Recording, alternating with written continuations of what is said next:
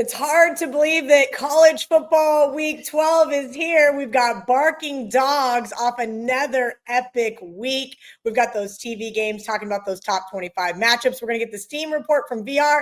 We're going to check in with Marco to see if that deli is still red hot. And of course, we've got best bets up next on Bet On It.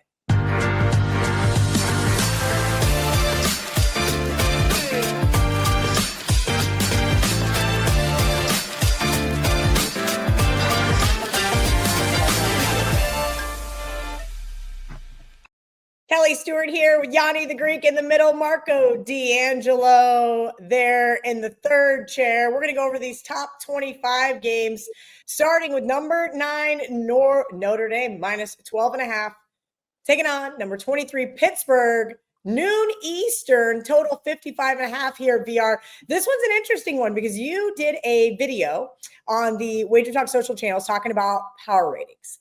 And clearly, these two, even though they're not far away in the AP poll, coaches poll, and so forth, are light years away from a power ratings perspective.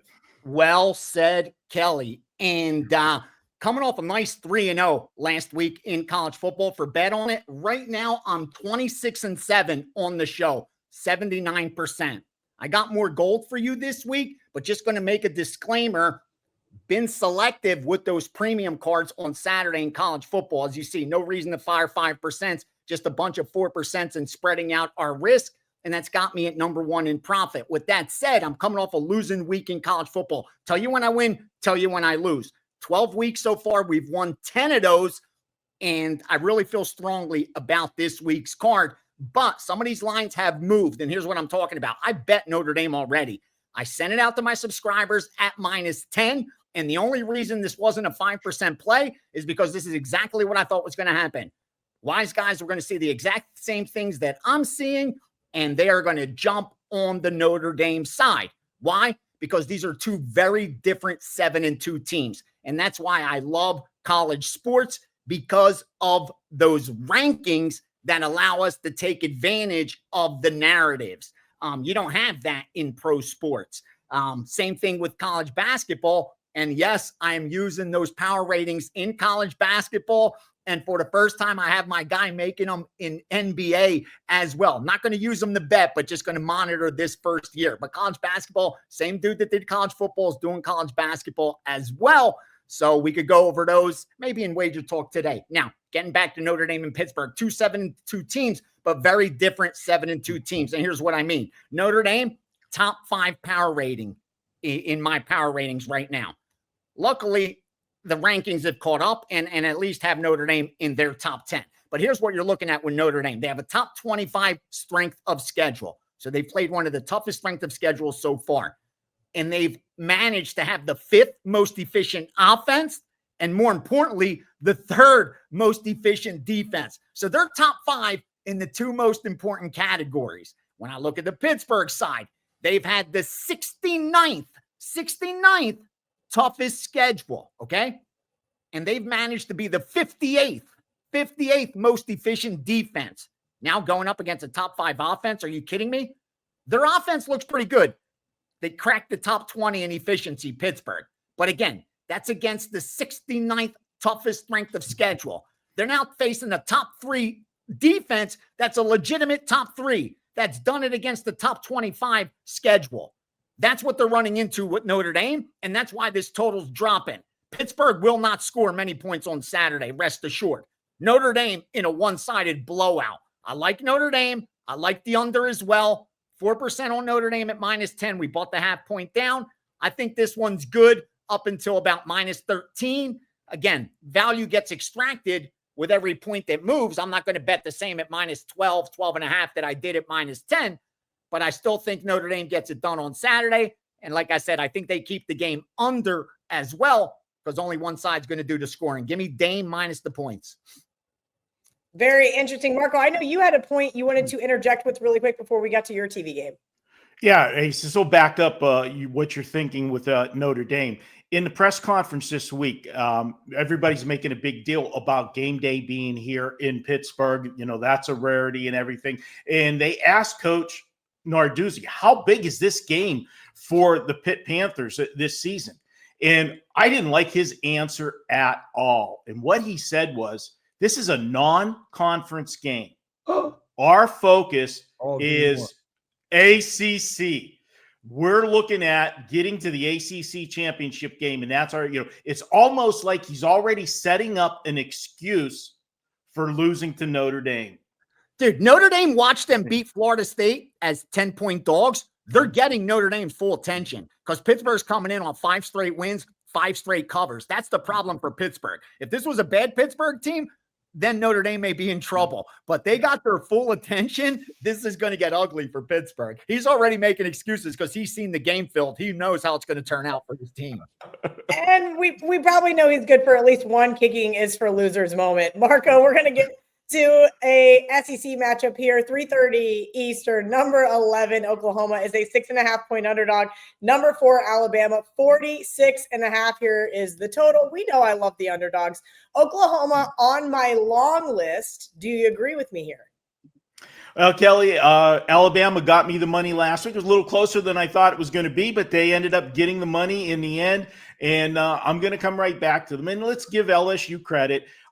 We really didn't know how they were going to respond, with the firing of Brian Kelly. We know that most teams do have that spark, but because it was such a big program and they had such high expectations, I wasn't sure that LSU would show up last week, but they did. Alabama was able to win the game. Did they take LSU for granted? A big name like that, you would say no, but given the season LSU's had in this game on deck, maybe they did have one eye to Oklahoma, because if you look at the schedule, after this one, it's clear sailing for Alabama and to get to the SEC championship game, get to the national playoffs, and maybe get back to the championship game. Alabama has struggled to run the football the last 2 games, 72 and 56 yards, the last 2. That's a little bit of a concern, but let's look at what they do well. In their passing game has averaged just under 300 yards per game. Oklahoma's had trouble with some good passing teams. When they faced Ole Miss and Tennessee, they gave up 315 yards passing to Ole Miss and 393 to Tennessee. So Alabama should be able to move the football against this Oklahoma defense. And whenever you flip the script and Alabama is on defense and Oklahoma's trying to score, they're not facing Ole Miss and Tennessee defenses this week. They're facing a legit defense. Alabama has only allowed one team all year to top 24 points. And that was week 1 in that. And I'm still trying to figure out how they lost to Florida State in that opening week. Oklahoma will struggle on defense to stop Alabama. I'm going to go ahead. I'm laying it with the Crimson Tide. I've got Alabama winning 30-17. Yeah, and I kind of suspected that. I was joking with Ariel Epstein this morning at breakfast, and I said, oh, God, I hate being head-to-head with Marco this year. For whatever reason, I got one win, luckily, by the hook with Northwestern versus you and Nebraska. Otherwise, it has been all one-sided. It has been all Marco D'Angelo when we disagree. Another SEC matchup for you guys here on Saturday evening, 7:30 p.m. Eastern. Number 10, Texas, is a 6.5-point underdog at number 5, Georgia, 48.5. And look, just mentioned to Marco, I love these underdogs. So, of course, here I am going, how can I make a case for Texas? And you'd think Texas is coming off a bye. Last year, remember, Georgia went into Austin, won 30-15, but the final score wasn't as bad as the beating that actually was. And then, of course, Texas had opportunities to beat Georgia in the SEC championship game, couldn't get it done. Both of those games stayed under the total. And that's kind of where I'm looking in this one, because I do not trust Arch Manning. I do not trust Texas, and I do not trust Steve Sarkisian. Steve Sarkisian versus top 10 teams in his career, 5-18, 2-8 at Texas. But you know who I do trust? Oh, that's right. I trust the Texas Longhorns defense.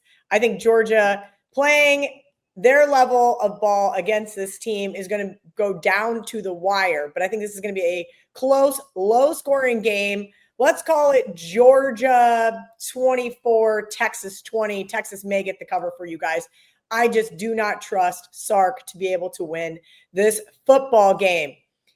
We got a Steam report coming up here with VR. And if you guys are new here, we do something every single Sunday at WagerTalk called the Steam Room, where VR comes in after WagerTalk's last call with Ariel Epstein, and he goes over everything headed into the NFL season.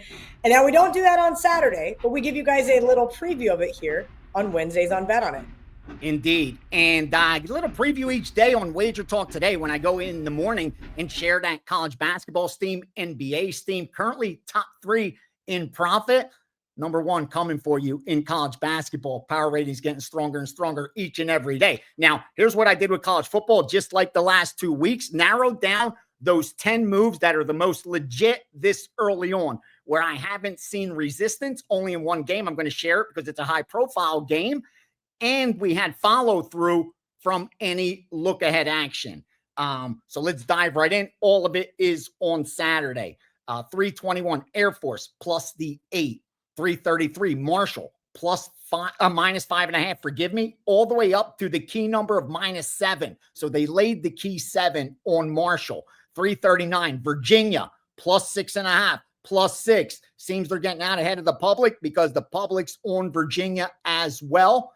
342 Florida State laid the 11.5, which was kind of like a look ahead. Laid the 13, laid 13.5 as well on Florida State. Notre Dame, talked about them a little earlier, from -10 opener, which we got down on. That's what they pay me for, to -11 that got hit yesterday.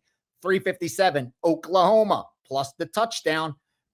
363, forgive me, Texas State, not a sexy team, but got hit by multiple groups at 6.5, 6, and then 5.5 again. Arkansas, LSU, bringing this one up because we did see two-sided action. Arkansas, plus 6.5, plus 6, plus 5.5, plus 5. Got the 4.5, and that's when you saw the LSU money come in. I thought it would happen at -4. Didn't even wait for that. They came in right away at -4.5 and laid the LSU side. So obviously a difference of opinion there. 387 Michigan -10 and 11. And finally, no surprise, 393 TCU plus 6, 5.5 and 5 versus the phony BYU team, which will be exposed eventually as shouldn't be ranked. So, just shouldn't even be ranked. Wow. No. Yeah, you're gonna upset some people in the comment section there. If you guys have a comment for us, unless you're going, 30 teams out, they're not top 20. They're top 30. Top 30. Oh boy. Well, if you guys disagree with VR or if you agree with them, drop it in the comment section. And if you like this next segment, which you should, because we've been cashing it at such a great rate of underdogs, let us know what you think of this week's dogs. Send us a little note and we'll be sure to get back to you. Marco D'Angelo, you get to go first. Last week's Barking Dog cashed for you, and I should have tailed you, and I didn't, and I regretted it immediately. All right, Kel. Well, this week we're going to the game that VR just talked about, Arkansas and LSU. I'm on the Arkansas side. Arkansas, they're 2-7. I'm going to tell you this right now, and this is going to sound stupid, but they're the best 2-7 team in the country. They've lost 7 in a row. 5 of those 7 losses were by 7 points or less. Turnovers have killed this team all season long. In those 7 losses, they were on the wrong side of a 13-4 turnover margin. And yet they still managed to have 5 one-score losses. When you're minus, more than 2 turnovers in a game, you're supposed to lose those games and lose them by a margin. They're not. That tells you this team is much better than their record is. Now, LSU, they've lost 3 in a row. But here's the part why I'm fading them is they did give that good effort against Alabama. So they did rise to the occasion, try to get it done the first game without Brian Kelly. But what was it? They ended up losing the game because of the same reason that probably got Brian Kelly fired. They've got no offense. They scored 9 points last week against Alabama. I cannot lay points with this team. And to me, they showed up last week. How do they come with anything this week? Please don't tell me about pride. Please don't tell me that they've got 5 wins and they're trying to get bowl eligible. Do you really think these kids in today's new age of college football and NIL money really are excited about going to a bowl game that's going to be a shit bowl that half of them will probably opt out of, even if they did make it to the bowl game. Why? Because they're going to be looking at where they're going next year to get paid with the NIL.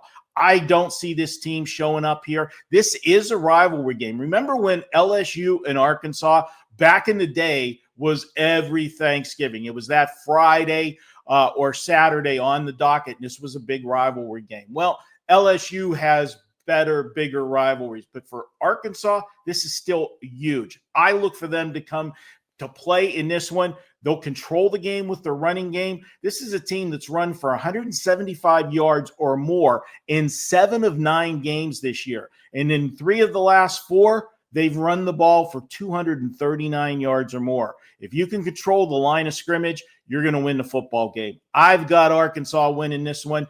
Let's take Arkansas, which could be finally in a shootout for LSU. Because the Arkansas defense leaves a little bit to be desired. I've got Arkansas winning 31-27.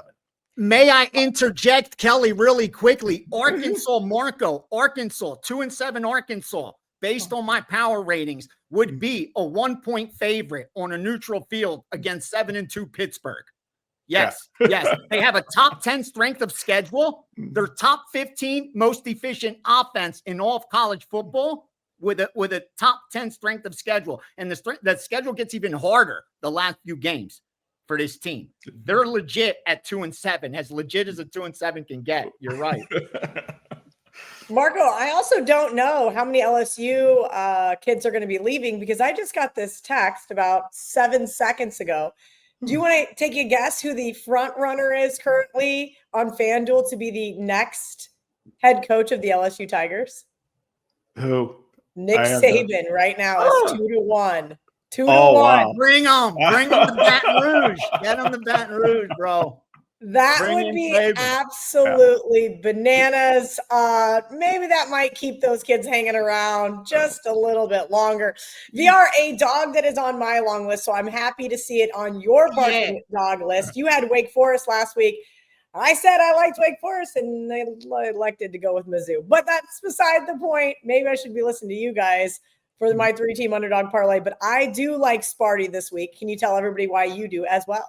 Yeah, and because this is the only dog I have so far this week. But no, in a more serious note,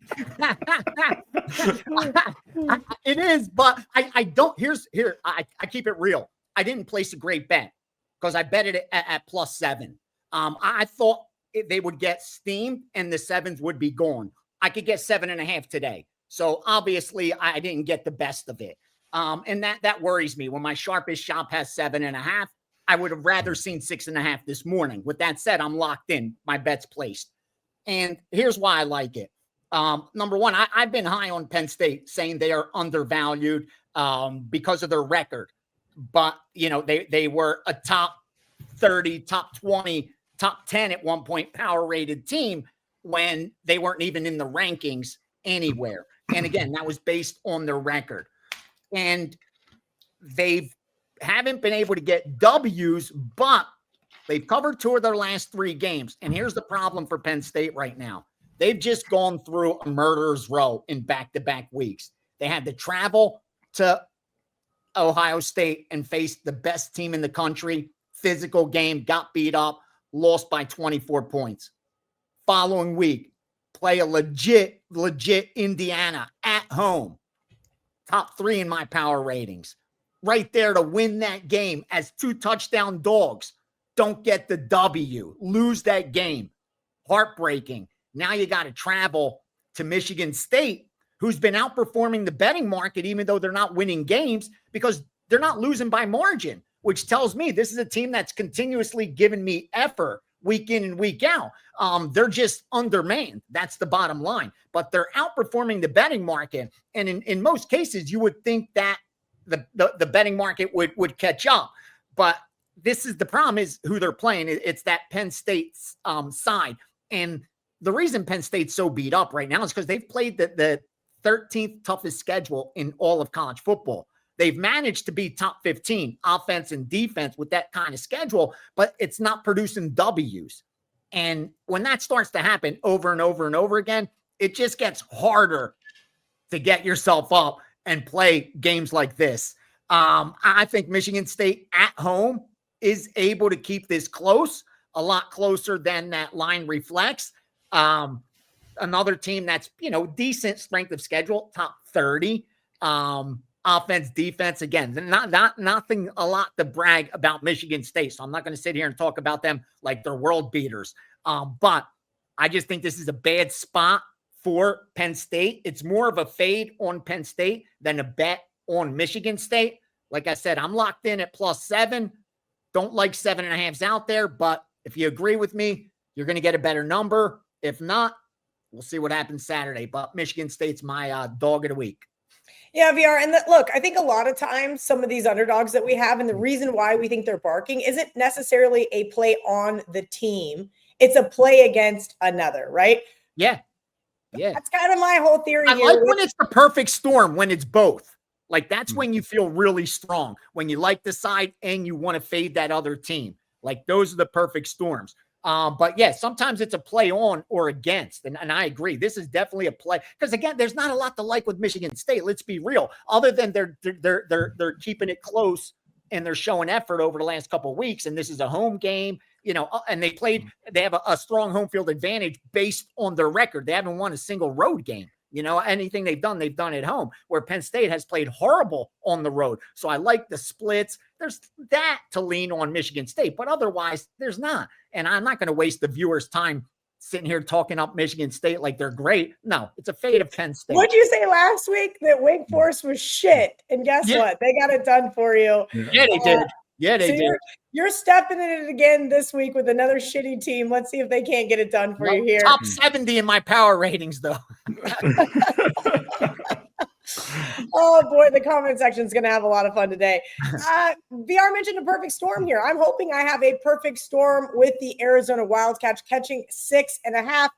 I understand they had to come from behind to beat the University of Kansas last week, but sometimes those types of wins do push teams into the following week. Now, Arizona, who missed a bowl game last year, is bowl eligible. They have the number 1 passing efficiency defense in the country. And that's why I'm looking to back them here. Yes, Cincinnati's off a bye, but prior to that bye, they lost to Utah. I know BYU just got absolutely eviscerated by VR, but BYU still looking to make a splash in the Big 12. And I think Cincinnati may be overlooking Arizona this week. Cincinnati gives up 31 yards per game, more than average, right? They're number 103 in the country there. And so keep in mind that Arizona and Fafita may be able to take advantage of that. Arizona, on the flip side, holds opponents to 63 yards below their average. That is a top 30 team in FBS. I think that Cincinnati at home is an advantage, right? We know Arizona, cold weather, Eastern time zone does not necessarily bode well for this West Coast team, but I think Arizona has them in a dogfight late. I know it's not a technical sandwich for Marco, but it's kind of one of those situations that had me thinking, Speaking of sandwiches, the deli just keeps on rocking, Marco. I'm so proud of this segment because it's such a fun segment, in addition to that it's just been absolutely red hot all season long. Yum. Yeah, Kelly, we've been nailing them here on the show, but where the real magic has been happening is in the bonus show, Marco's Deli, that comes out on Thursday. We've had 7 winning weeks, 2 losing weeks, 1 break-even week, and that has resulted after last week's 5-0 sweep on the show to 32-17 for the season, if you're tuning in to the bonus show. So very happy with that. And also want to thank everybody both here and on Marco's Deli with all the birthday wishes last week. I appreciate all you guys with that. So let's just keep the deli going. And sometimes, as I said, you might not like the sandwich and what it looks like, smells like, but it always ends up tasting good. And this week, we're going to take a look at UTEP, plus 4.5 playing Missouri State. Now, let's just start with this line because something smells. I don't know if it's the stinky cheese I have on the sandwich, but You've got a 6-3 Missouri State team playing at home, only laying 4.5 points to UTEP, who is 2-7. Right there should set off some alarms for you. And when we look at this one, why is this a sandwich game? Well, Missouri State came into, and I'll admit it on the show, I was wrong with Liberty last week. Liberty was playing better at the time, only had one loss in the conference. Missouri State went in there, beat Liberty at Liberty last week to get them in contention with this conference, Conference USA, and they've got a huge game next week because they play the first place team next week in Kennesaw State. That puts us in a classic sandwich. You had Liberty last week, who was supposed to be the class of this conference coming into the season, and the team that actually is the class of the conference next week. Then you throw in the fact that win last week. What did that make Missouri State's record? It made it 6-3. The old magical. Now we're bowl eligible. Yeah, I just think you're a little bit too fat and sassy after last week. What you've got coming up next week, and you're playing a 2-7 team. You're going to look past this Texas El Paso team. 5 of Missouri State's 6 wins have been by 7 points or less. Missouri State 6-3, but they've been held to 24 or fewer points in 7 of their 9 games this year. That's not exactly what you want, a team that doesn't break 24 when they're laying points. I expect another nail biter here, and I'm going to go with UTEP to pull the upset as my sandwich game of the week. We're going to go with Texas El Paso 23-20. You can catch Marco's extended deli show. It's a standalone version here on the WagerTalk YouTube channel, or we add it into the mega show with NFL college, as well as Teddy's Stockwatch and Ralph's TNA. Let's get into those best bets because we're up against the clock here. VR, I'm going to let you go first per usual, but before you give everybody your best bet for college football week 12, please let everybody know what you got going on over at WagerTalk.com. Oh, yeah. I have, first off, I'm going to mention the UFC pay-per-view card is up because I have a 5% in there that I love this card. Already fired 5 bets. I've been working on that card for like 2 weeks. It's a get to the window and bet cash Saturday for me. College football won 10 of 12 weeks, coming off a losing week. You know what that means. We're going to progress towards the mean. If I find a 5%, we will fire it. Otherwise, those 4s will be a package up with all 4s. You know how they've done 6-1 the week before. They just continue to produce money. NFL, same thing. Package up, 4% best bets. I like the primetime games as well. Also, weekday, coming off a sweep yesterday in college football. Those weekday primetime games have been money in college football and NFL. I think I'm like 13-2 now. Monday Night Football, Sunday Night Football, last like 8 weeks. So red hot, jump on board. College basketball is here with the NBA. I got the college basketball power ratings are in full effect, getting tighter and tighter. So Alderate climbed the ladder now up to number 3 in college basketball. We'll continue to climb. So jump on board. Let's close out the year strong and do some damage on Saturday and Sunday. And got a couple, like I said, weekday games as well. Now let's get into best bets. You're going to say, so you serious? You're coming square with us? Listen, I'm going to give you guys premiums because my subscribers are cool with it because they get enough volume. And I'm going to share what I've bet. And this is one of the bets I've already placed. And that's Ohio State. Why? Because it's a good spot to bet a team that finally underperformed against the betting market, which arguably played a terrible game. But if you look at the box score, here's what they did. They had 16 more first downs than Purdue. They held the ball for 21 more minutes than Purdue, 40 minutes to 19. They completely dominated. They ran on them for 170 yards. They threw on them for 303 yards. They held them to 94 yards passing. They just didn't put up a lot of points, and they turned the ball over. That's the bottom line. They were comfortably ahead 24-3 at halftime. That's what happened. Otherwise, they've been unblemished is what Ohio State's been, because not only have they been winning football games, but they've been outperforming the betting market as the number 1 team in the country. You know how hard that is to do?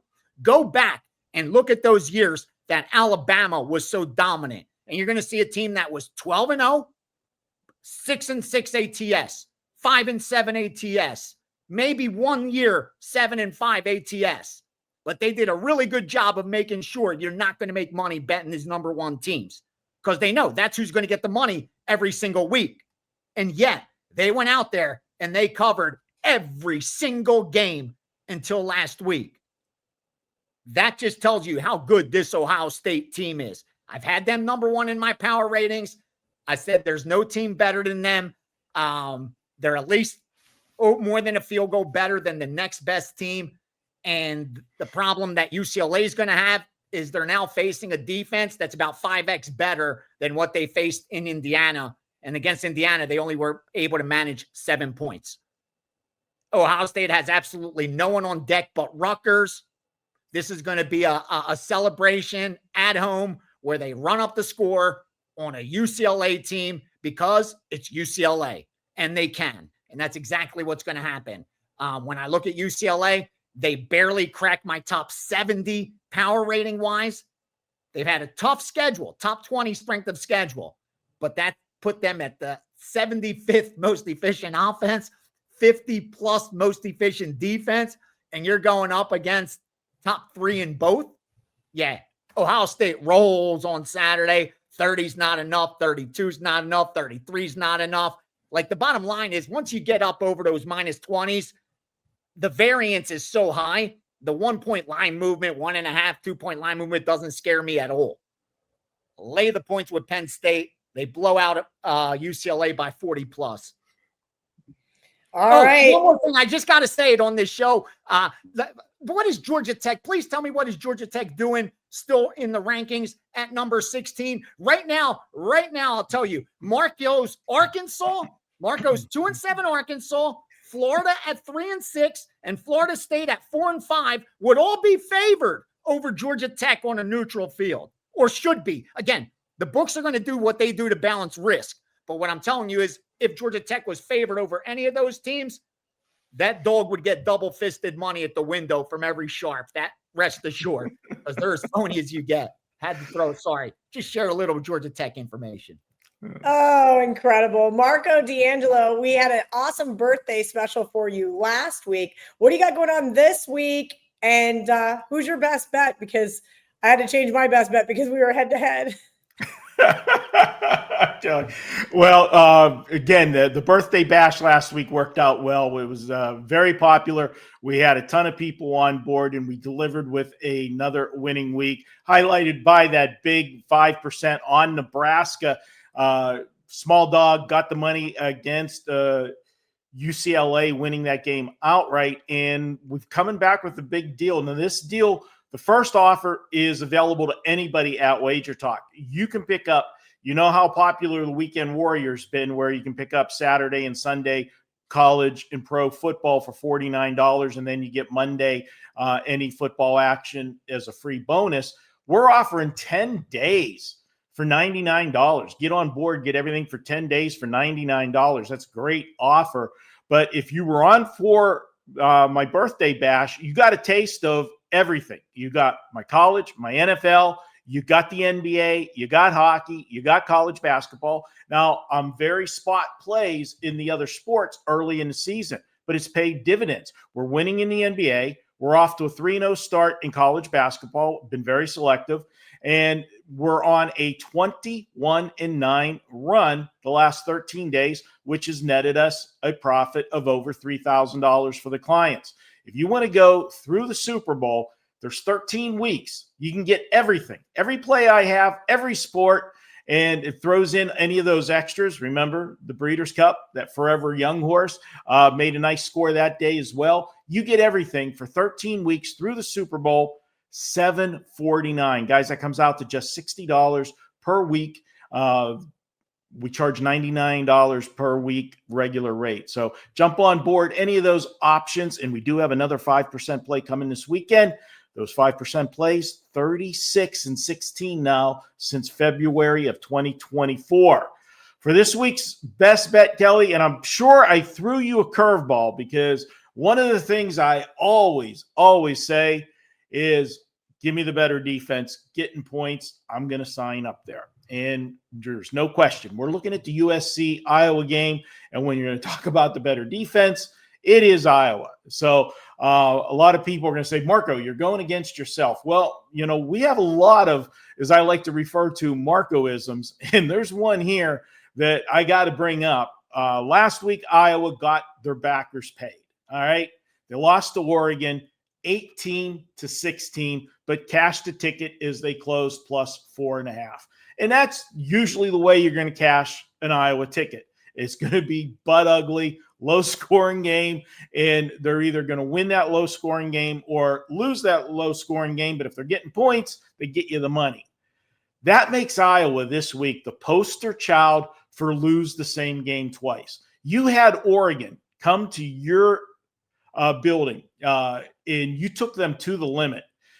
We know that these teams that come in from the Pac-12, it's a big deal when they come to your building for the first time, and they did everything but win that game. They had the lead late, and just like Penn State had the lead late to Indiana, they lost it in the waning moments of the game.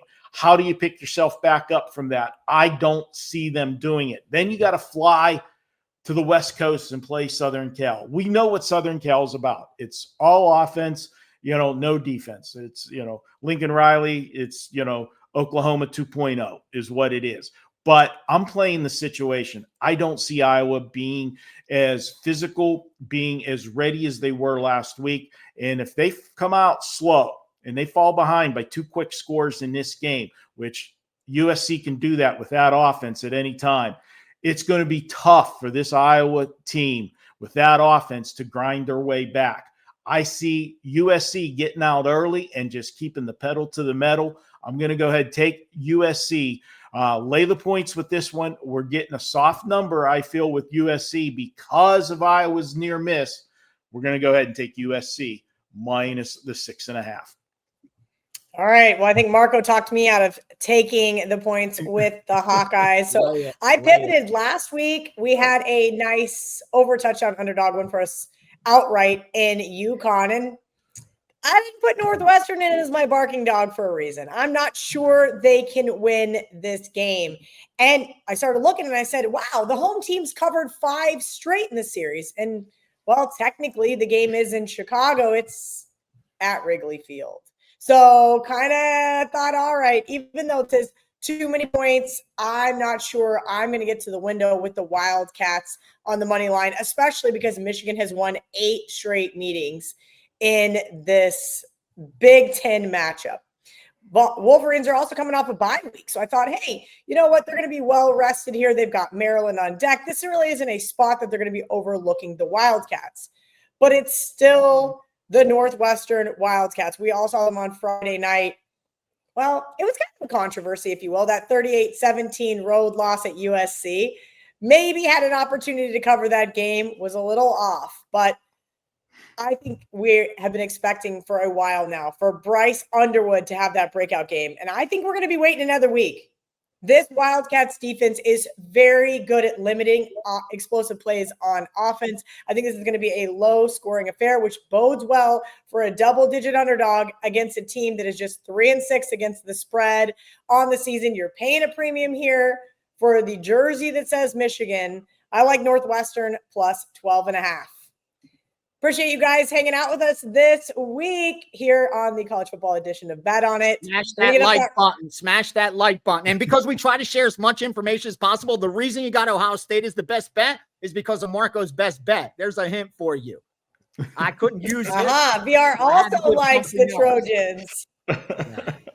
More reasons not to take the square dog in Iowa. So I appreciate both of you. Let's get that recap graphic up, because we know how much our audience loves it. And of course, if you guys are looking for that NFL edition of Bet On It, you can catch it right here.